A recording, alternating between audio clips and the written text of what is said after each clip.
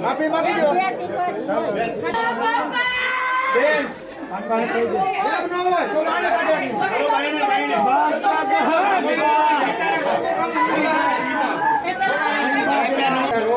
સમસી ભરીને દેજો પાણી પાણી લઈ જાય છોકરી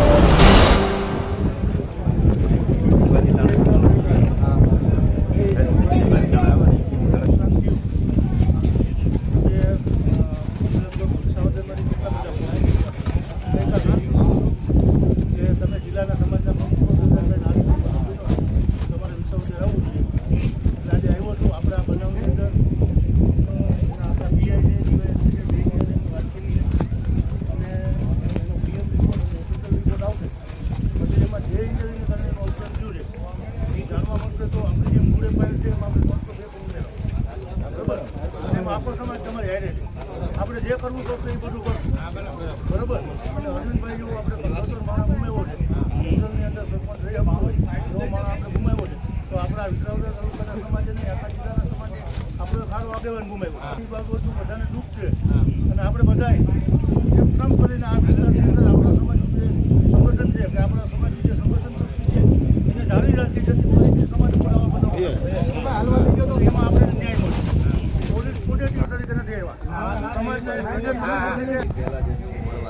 સ્પેશિયલી ગામમાં કોઈ ખબર નથી. મારે જ્યારે વાત થઈ હું ને ગામના બીજા 2 પટેલ સમાજના આગેવાન 2 ઘરે ચા પીધી, અહીંયાથી આવેલા ટીવી લઈ એટલે અમે સમાચાર પૂછ્યા કે આ બધું વાગ્યું છે એમ. એને પોતે માંડીને વાત કરી મને કે ભાઈ આવી રીતે છોકરો હતો અને બૈરારે માથાકૂટ કરતો હતો, સમજાવવા ગયા. પછી આવીને હા કર્યો, એ બધી ચર્ચા થઈ. પછી રાજકારણની ચર્ચા થઈ, સમાજની ચર્ચા થઈ. એટલે રાજકારણ કરતા હું એને પહેલા મળ્યો અને 2-4 દિવસમાં આ ઘટના થઈ ગઈ એ મારા માટે આઘાતજનક બાબત છે. ન મળ્યો હોય હા અને હું અહીંયા આવું તો એ એક અલગ વિષય હતો. પણ હમણાં તો હું અને મળવા એટલે આવેલો કે મને સમાચાર મળેલા કે આ ગામમાં સરપંચ દલિત સમાજના છે, જનરલ સીટમાંથી ગામે એને ઊભા કર્યા છે અને ગામે એને જીતાડ્યા છે એવા મને સમાચાર મળ્યા. મેં સામે આવીને કીધું કે એવા માણસને તો આપણે મળવું પડે કે એવો બળવો માણસ છે કોણ. મને સમાચાર મળે ખરું છું એટલે હવે બધા મળે. પછી ગામમાં આવ્યો બધા વડીલોએ કીધું ભાઈ અમારે તો આખા ગામ આને પસંદ કરે છે ને આ ભાઈ આવ્યા પછી કે બધું બહુ ગામમાં સારી રીતે બધું હાલે છે એમ. મને ખુશી થઈ કે હું એક સારા માણસને મળ્યો, વાત થઈ, એનો હોકારો સાંભળ્યો. એટલે આજે આ ઘટનાનો મને લગભગ વહેલી સવારથી આમ તો ગઈકાલથી ફોન આવવા માંડ્યા હતા કે જે મારા સંપર્કમાં હતા કે ભાઈ થોડીક ઉપાધિવાળી ઘટના બની છે એમ. અને હું સુરત નીકળી જવાનો તો મારે કોઈ કામ છે પછી હું રોકાણો ઘણાના ફોન આવ્યા ગામમાંથી.